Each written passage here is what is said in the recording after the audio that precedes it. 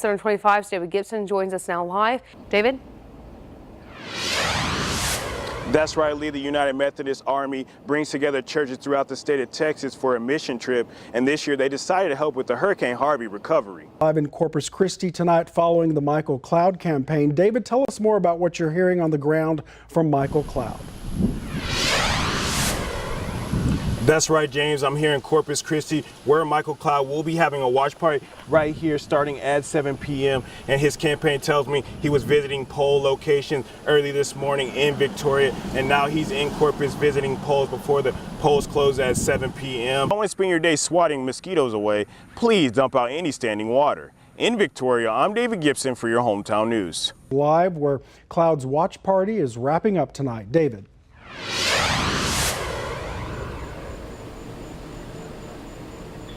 That's right, James. I'm here in Corpus Christi with the winner, Michael Cloud. Michael Cloud, how are you feeling right now? Feeling good. It's been certainly a humbling experience. I also checked out a tip that came into the News Center 25 newsroom, and that's right, Chipotle is closing its doors on July 26th, so all you Chipotle lovers better go hurry up and get your last fix. While this town has been devastated by a school shooting, Friday evening's prayer vigil started the healing process for a heartbroken town. In Santa Fe, I'm David Gibson for your Hometown News. David Gibson with your Hometown Sports. The Generals back on the field tonight for the first time since last Tuesday. Sunday was day 2 of the city championship. Let's start with the ladies. Madison Lake is now in the lead at 3. Playing in the NFL is a dream for many, you know. Well, that dream came true for a Crossroads native. News Center 25's David Gibson has the story. Dalton Sturm has dreamed about playing in the NFL since he was a young boy. You know, I probably told 25 teachers growing up that I wanted to be in the NFL one day, and they just look at you stupid. So Sturm played at Goliad High School before going to the University of Texas at San Antonio. Well, this year he entered the NFL draft and waited for his name to be called, but that did not happen. Not hearing your name called in the draft is kind of a bummer, but after the draft was over, he got a call from Cowboys owner Jerry Jones telling him he would get his chance to play in the NFL. It was an opportunity to go play ball. I asked Sturm how he felt after receiving that call. Yeah, I'm overwhelmed. I mean, it was a great experience. Just having everybody here, all my friends, my family, people who've just supported me throughout the entire time, just here to celebrate with me. Sturm wants to leave the children who dream of making it big with some advice. And just go after your dream. Just keep grinding and keep doing what you can do and just defy the odds. Victoria, I'm David Gibson for your Hometown Sports. We decided to do an active shooter in the terminal with all the events that have happened lately, and also back a year ago in Fort Lauderdale Airport when somebody shot a whole bunch of people in that. The Office of Emergency Management helped put together this drill to help the airport see how its emergency plans work. To help the airport management staff, TSA, and the airport terminal in general to look at their plan of action when it comes to an emergency situation of something like an active shooter. In the scenario, the shooter drove up, walked into the airport, and opened fire.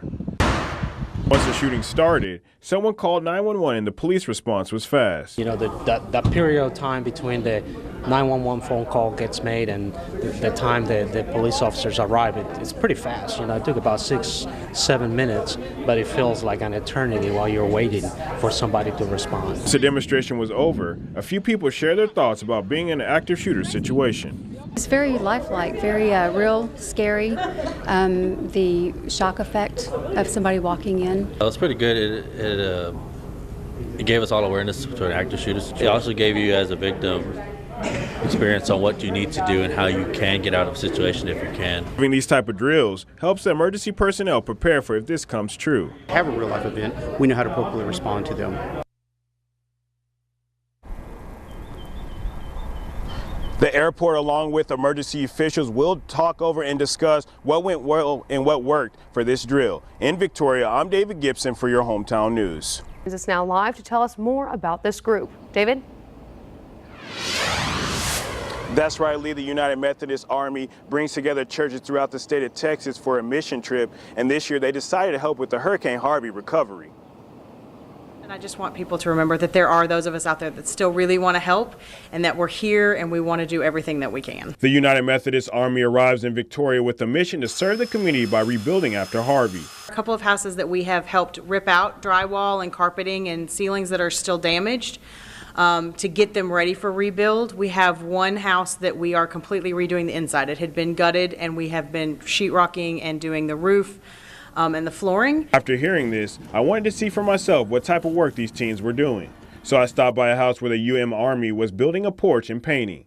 Children are put to work in this Army, and one recruit tells me how it feels to be a part of a group dedicated to serving the community. It feels great to give back to the community, especially with people who may not be able to get this help or may not be able to afford it. So to be able to come out here and give the service that we're able to do, it feels really great. It feels incredible because they desperately need it, and to be able to live out Jesus's life in a way that other people can see, it feels great. Next, I checked out a house getting a completely remodeled interior.